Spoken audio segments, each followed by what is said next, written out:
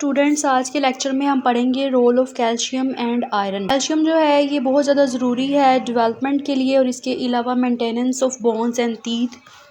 Development और growth में फ़र्क होता है। फॉर एग्जांपल, अगर ये कहा जाए कि कोई भी ऑर्गन है और उसका जो साइज़ है वो इंक्रीज़ हो रहा है तो इसका मतलब है ग्रोथ होगा।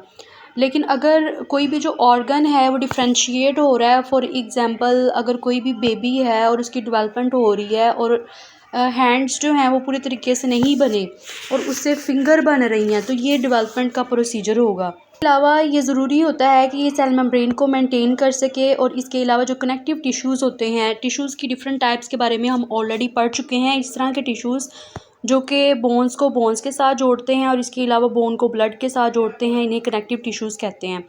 एंजाइम की एक्टिवेशन में भी कैल्शियम जो है वो अपना रोल प्ले करता है। इसके अलावा कैल्शियम जो है वो हेल्प आउट करता है ब्लड क्लोटिंग में।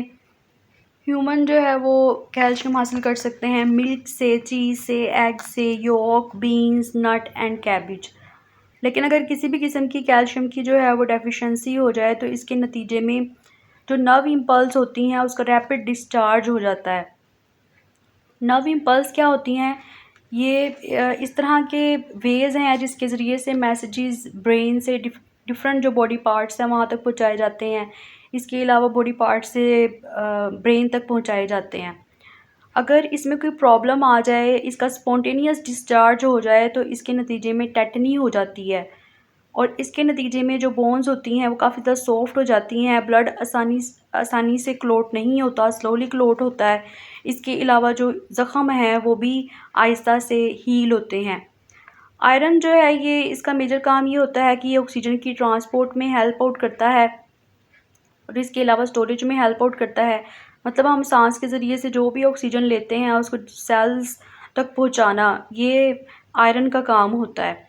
और ये मेन कंपोनेंट है हीमोग्लोबिन का। हीमोग्लोबिन एक ऐसी प्रोटीन है जो कि ऑक्सीजन को ट्रांसपोर्ट करती है डिफरेंट सेल्स में। इसके अलावा ये मसल सेल्स के अंदर मायोग्लोबिन में भी मौजूद होता है।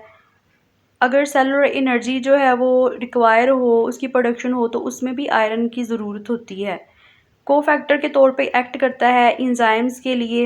इसके अलावा ये इम्यून फंक्शन को भी सपोर्ट करता है। इम्यून सिस्टम जो है वो मुदाफ़ियाती निज़ाम है जिसमें अगर कोई भी जिस्म में बीमारी आ जाती है या कोई वायरसेस, बैक्टीरिया वगैरह आ जाते हैं तो फिर हमारा जो जिस्म है इसके ख़िलाफ़ फ़ाइट करता है।